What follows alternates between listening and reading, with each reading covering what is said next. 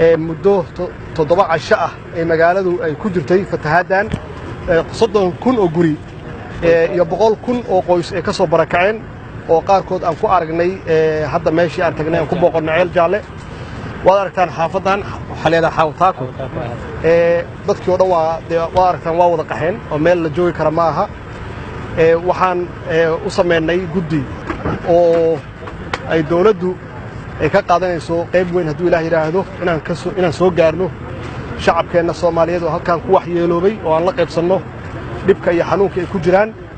insha Allah wax alla wixii karaan aan hayno oo awooda waa soo duldhigeennaa beesha caalamka waxaan ka codsanaynaa iyaguna inay qayb weyn ka qaataan dadka Soomaaliyeed shacabka Soomaaliyeed meel kasta ay degan yihiin hadday dibad iyo gudaha joogaanba waxaan ka codsanaynaa inay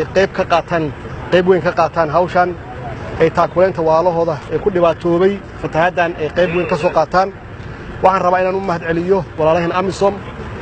halkan nala jooga sida ay qaybta weyn uga qaateen si dadka uga soo badbaadin lahaayeen fatahaaddan waa aad iyo aad baan uga mahadcelinayaa waxaan rabaa inaan u sheego madaxweynaha oo hadda aan soo marnay meeshii airportka ahayd inaan u sheegno inaan gacan ka geysan doonno si cid walba oo doonaysa inay gargaar u soo fidiso airportkan loo isticmaalo hadda airportku waa xiran yahay oo waxa looga keenaa gargaar dhanka Dhuusamareeb iyo Gurceel yaa looga keenaa marka si tan aan uga hortagno mustaqbalka dhibaatadan oo kala ah cid alle cidii rabto inay gargaar idin siiso inuu airportka furan yahay oo degdeg ah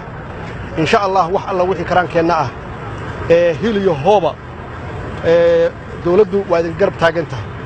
wax alla wixii aan soo gaarsiin karana waan soo gaarsiinaynaa shacabka Soomaaliyeed waan ku boorinaynaa inay gacan weyn ka geystaan